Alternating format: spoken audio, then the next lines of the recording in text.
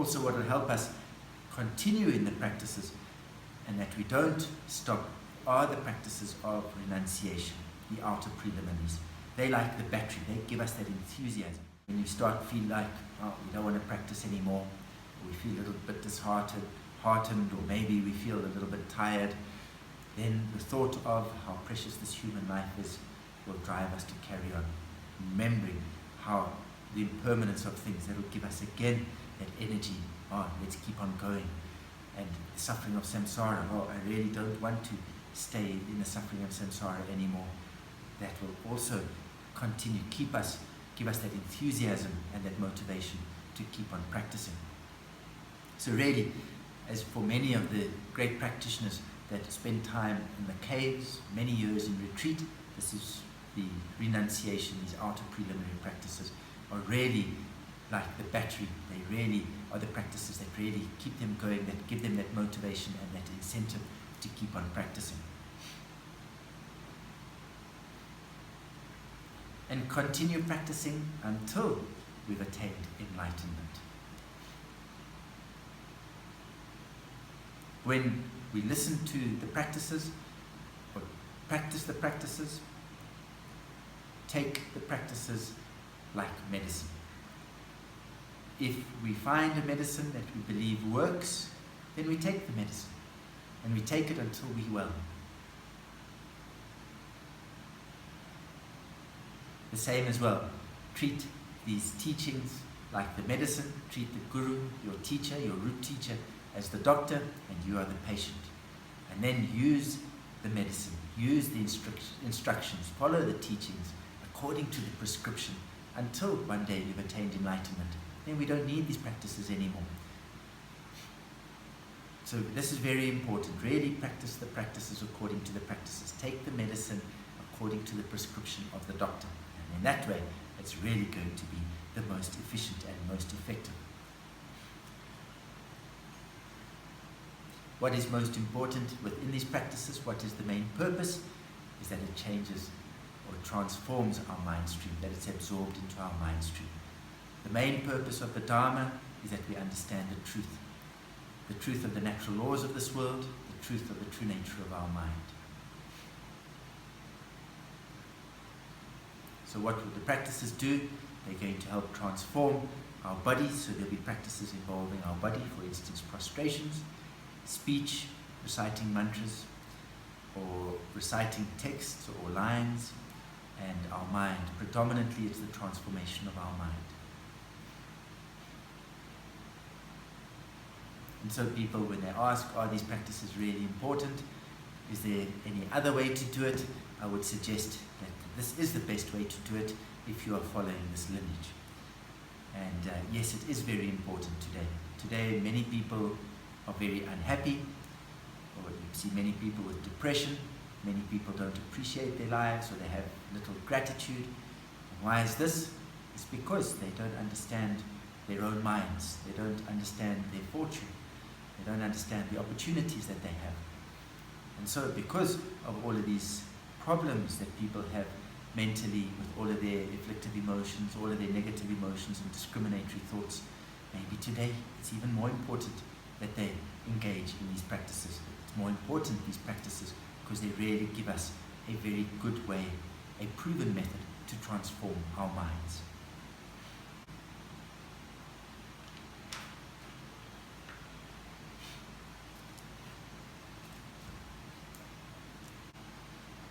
It's like software. Within our computer, we've programmed certain software, or we have certain programs in our computer. However, those programs, what we think they are doing is not what they're actually doing. For instance, maybe let's say within our computer, we've put some software, however, we're expecting certain results, but the software has viruses in it, and the results it's giving us is not what we're expecting. In the beginning, we expected the results, however, when we did all the work, the results that came out were incorrect or didn't conform with what we expected. It's the same as well. We wish to have happiness, we don't wish to suffer, and so we do all sorts of things to make us happy. Predominantly, what do we base it on? Our self-grasping, our own ignorance.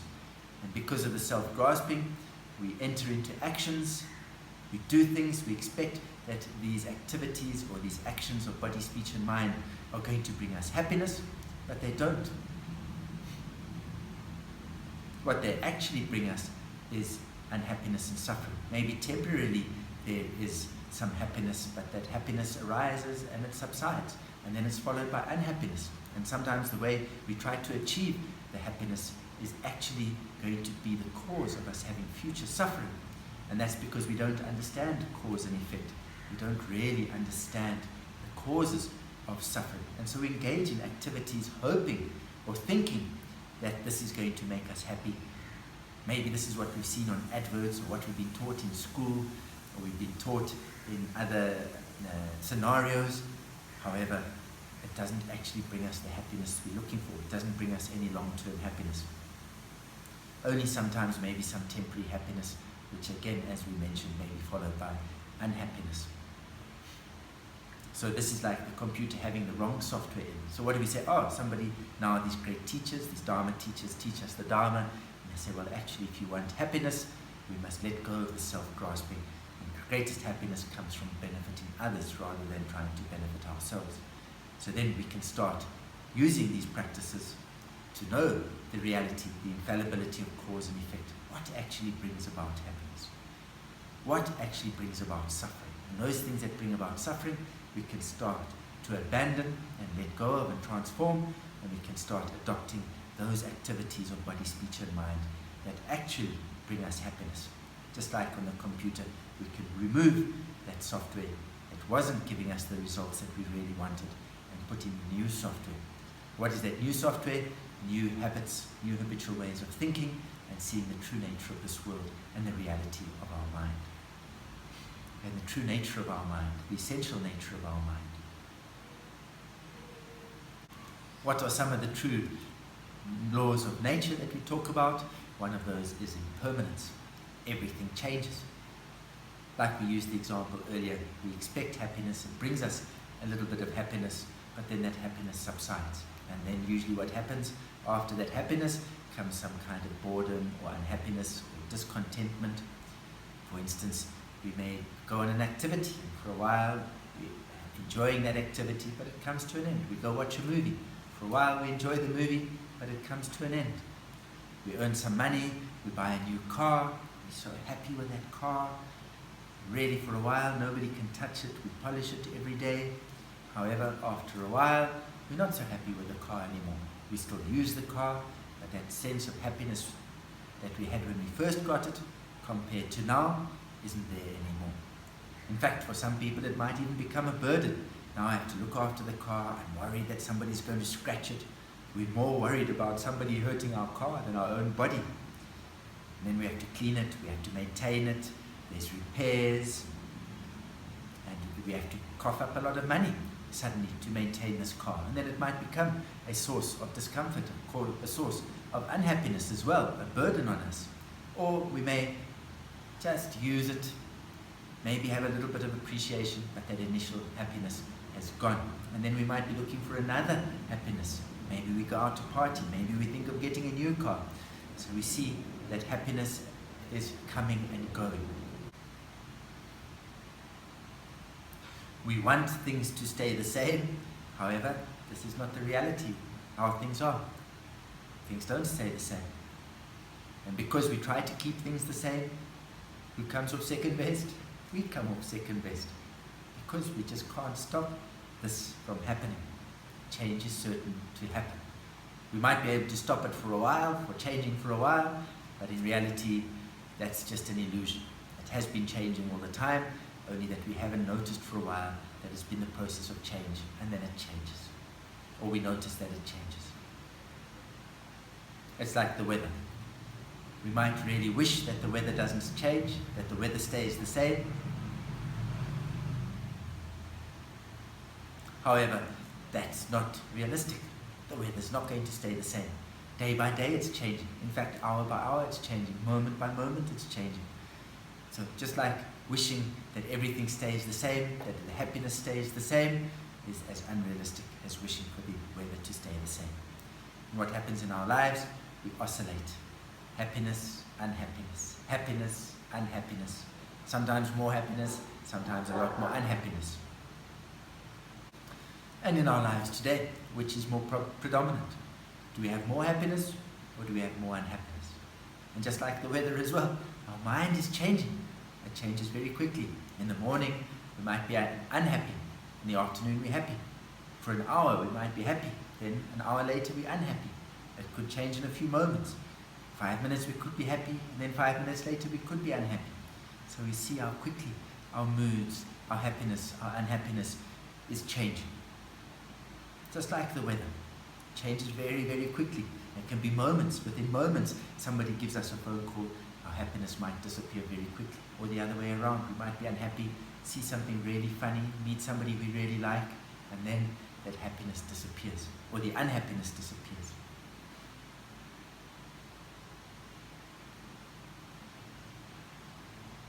And where are we able to change so much of that unhappiness is observing our own mind, transforming our afflictive emotions, transforming all of those unhappy thoughts, those negative thoughts and discriminatory thoughts.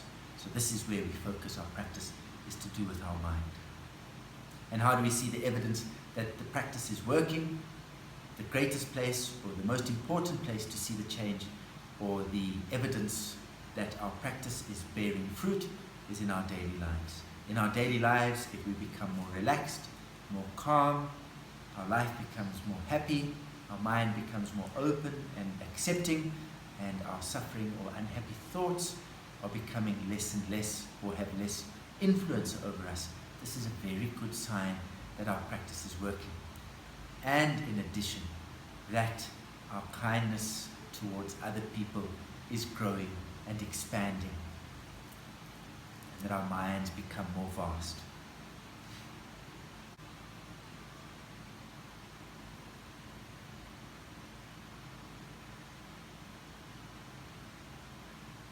Take great care of what's going on in your mind. Be very aware. Every moment, every single arising thought, what's going on in your mind. When I was in Germany, I was quite amazed at how people obey the rules. Where was I? I was walking, it was in one relatively small town, and there was a walking lane and a bicycle lane, and it was very distinct. This is the bicycle lane, this is the walking lane. Everybody keeps their bicycles in the bicycle lane. Everybody's conscious of walking on the walking lane only. And then one day, I was going for a walk, and I saw a couple, a guy and a girl. And the guy was running, and the girl was on the bicycle, and they were running together, and they were obviously quite close. And however, while they were running, the guy was running on the walking path, and the girl was cycling on the cycling path while they were still running, touching each other, holding each other's hands while they ran and while they cycled. I thought, wow, they really are obeying the rules. And I was watching, then I saw somebody who was making a wrong turn with the car, and somebody was coming in, and instead of just letting the person go, they had a lot of opportunity to let the person go. It wouldn't have cost them anything. It would have cost them less problems than the way they acted. What did they do? They blew their hooter, they shouted at the person, and they kept on blowing their hooter for 1 minute, 2 minutes, shouting at this person, and eventually this person had to reverse, very inconvenient for everybody around, and find the right way to go. However, if that person was just a little bit accommodating, they could have just waited just for 3 or 5 seconds. The other person would have gone past, and it would have all been over. So one of my German friends was telling me that there's a song in Germany where they sing and they say there's a policeman in every German person. And so why do I mention this is that they say they like to see and make sure that everybody else is abiding by the law. And sometimes I think it's good to be a little bit accommodating. You don't have to be so strict, just like those people that I saw there. Just a little bit accommodating, 3 or 5 seconds. The other person could have gone, thank you very much. Instead, what did they do? I am right. You are wrong. And so they blew their hooter, they shouted. And eventually the person reversed, and then went another way, and that took a minute or 2 minutes. So they had 2 minutes of unhappiness and frustration, and not only for them, but everybody around as well. However, if you want to be a very good policeman, then be a very good policeman of your own mind. Be accommodating of other people, and be forgiving of other people, and be very aware of what is going on in your own mind. By being very aware of what's going on in your own mind, you really have the ability to adopt positive things and to let go of negative thoughts and discriminations and emotions. And then you will really let go and transform all of those causes of unhappiness. And life really will become much better and much happier and more peaceful, and our minds will become more open. So where is it first important to change? It's first important to change within ourselves, to change our own mind. Once we've changed our own mind and we're pretty efficient in this, then maybe we can start recommending to other people how it can benefit them. What is important is, as Buddhists, they're often known as the insiders. What do we mean by the insiders? Is that we look inside. Where do we look to change? We look to change within, not first to change everybody else. First is to change ourselves. Where's the greatest suffering coming from? It's coming from within, from these afflictive emotions, from our ignorance, our anger, our jealousy, our pride, and our attachment. As a result of those, many sufferings arise. Where do external enemies come from? Predominantly from these afflictive emotions. What happens is, because of our attachment or our ignorance, we say things to people, we get angry with people, we're jealous of people, our pride, we look down at people, we make the other people unhappy.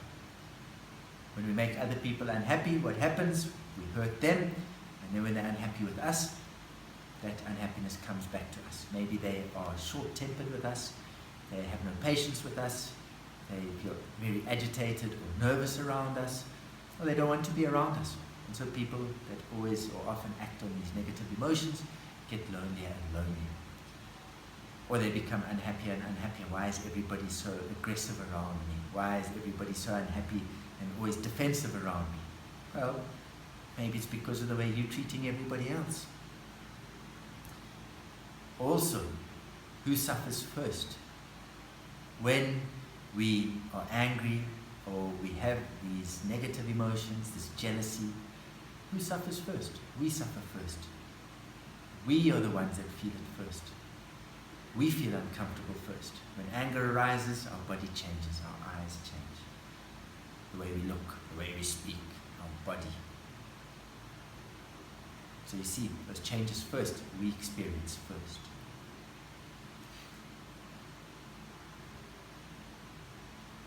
Again, so see, it's very important to know our mind and to transform our own mind. This is where the practice is, and this is where we can make a significant difference. And when we transform ourselves, then the world around us also starts to change. How is this possible? For instance, when we are more kind, more caring, more patient, more forgiving, then the people around us, they feel more comfortable. And then people feel more trust in us. They feel more willing to confide in us. They want to be around us more. So already, just by that transforming ourselves, we see it starts to make a difference in our lives. And it makes a difference in the lives of others, those around us.